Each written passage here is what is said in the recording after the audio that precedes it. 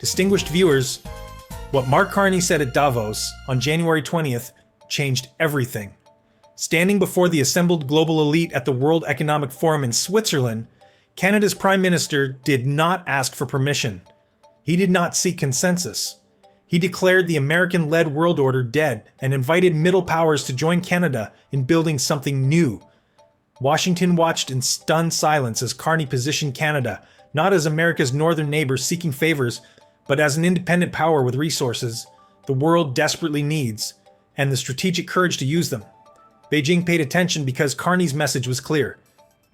Canada will engage with China on Canadian terms, not as a pawn in US-China rivalry.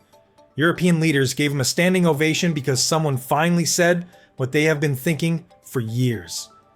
The rules-based order is finished, and pretending otherwise is suicide for countries like Canada.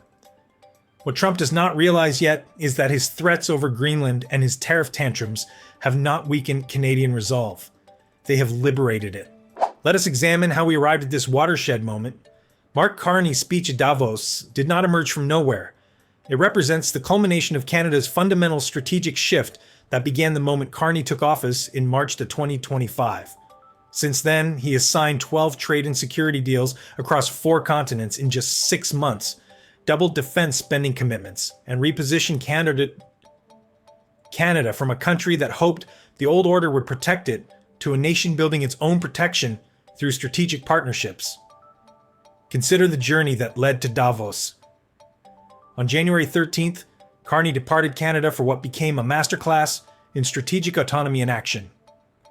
In Beijing on January 16th, he met with President Xi Jinping and finalized a landmark agreement that reduces Chinese tariffs on Canadian canola seed from 84% to 15% by March 1st.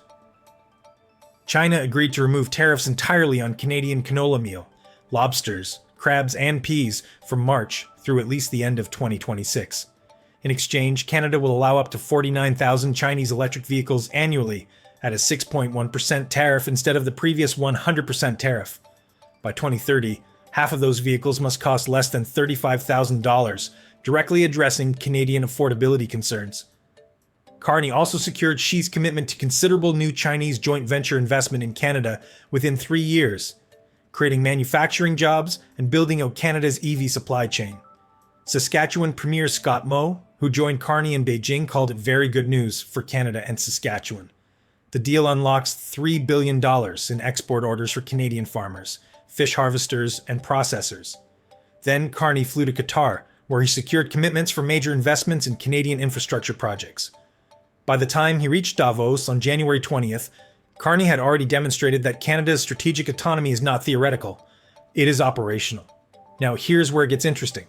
At Davos, with Trump administration officials in attendance and global media watching, Carney delivered a speech that mainstream commentators are calling the most significant address by a Canadian Prime Minister in a generation.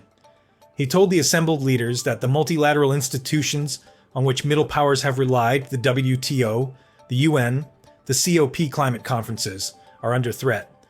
He acknowledged that many countries are drawing the same conclusion. They must develop greater strategic autonomy in energy, food, critical minerals, finance, and supply chains. Then he explained why Canada was amongst the first to hear the wake-up call and fundamentally shift its strategic posture. What makes Carney's Davos speech fundamentally different from typical diplomatic rhetoric is that he named reality without apology. Let us examine the architecture of his argument. Carney began by acknowledging what everyone knows, but few leaders dare say publicly. We are in the midst of a rupture, not a transition. Over the past 2 decades, a series of crises in finance, health, energy, and geopolitics have laid bare the risks of extreme global integration. The fiction that American hegemony provided mutual benefit through integration has collapsed because integration has become the source of subordination for countries like Canada. He quoted directly, "You cannot live within the lie of mutual benefit through integration when integration becomes the source of your subordination." This is diplomatic language for telling Washington that Canada is done pretending. The old bargain, where Canada participated in American-led rituals and avoided calling out gaps between rhetoric and reality, no longer works. Carney explained that a country that cannot feed itself, fuel itself, or defend itself has few options. When the rules no longer protect you, you must protect yourself. But here is the crucial insight that separates Carney's vision from simple nationalism. He warned that a world of fortresses will be poorer, more fragile, and less sustainable. The question for middle powers like Canada is not whether to adapt to the new reality, because adaptation is mandatory. The question is whether countries adapt by simply building higher walls, or whether they can do something more ambitious. Canada chooses the ambitious path. Carney outlined what he calls values-based realism, or being principled and pragmatic simultaneously. Canada remains principled in its commitment to fundamental values: sovereignty and territorial integrity, the prohibition of force except when consistent with the UN Charter, and respect for human rights. But Canada is also pragmatic in recognizing that progress is often incremental, that interests diverge, and that not every partner shares Canadian values. Consider the concrete actions that demonstrate this philosophy. Since taking office, Carney has cut taxes on incomes, capital gains, and business investment. He removed all federal barriers to interprovincial trade. He's fast-tracking $1 trillion of investment in energy, AI, critical minerals, new trade corridors, and beyond. He doubled defense spending to meet NATO commitments. And critically, he is calibrating relationships so their depth reflects Canadian values while prioritizing broad engagement to maximize Canadian influence. When Trump threatened Greenland, Carney stood firmly with Denmark, invoking NATO's Article 5 collective defense commitment. But notice the framing. Carney did not position this as automatic deference to American security concerns. He positioned it as Canada defending the sovereignty and territorial integrity of a fellow middle power against great power coercion, regardless of which great power is doing the coercing. This is the genius of Carney's strategic autonomy framework. It creates space for Canada to cooperate with the United States when interests align, engage with China when mutually beneficial, and stand against either when they violate the principles Canada claims to defend. During his Davos speech, Carney directly addressed the Greenland crisis that dominated the forum. He met with multiple world leaders who all reiterated mutual commitment to protecting Denmark's sovereignty and territorial integrity. He said, Canada is working with NATO allies to further secure the alliance's northern and western flanks. Translation: Canada will defend the Arctic from any power that threatens it, including the United States if necessary. Carney also made a statement that sent shockwaves through the American delegation.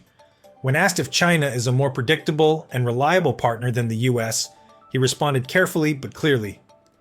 In terms of the way our relationship has progressed in recent months with China, it is more predictable, and you see results coming from that. Let that sink in.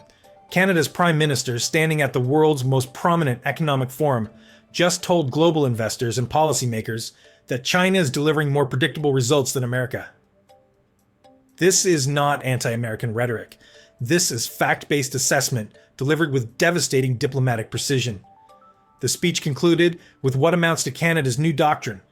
Carney said, "We're taking the sign out of the window. The old order is not coming back. We should not mourn it. Nostalgia is not a strategy, but from the fracture, we can build something better, stronger, and more just." He positioned this as the task of middle powers, who have the most to lose from a world of fortresses and the most to gain from genuine cooperation. The powerful have their power, Carney acknowledged, but middle powers have something too. The capacity to stop pretending, to name reality, to build strength at home, and to act together. Critics, particularly in Washington, argue that Carney is playing a dangerous game by antagonizing America while cozying up to China.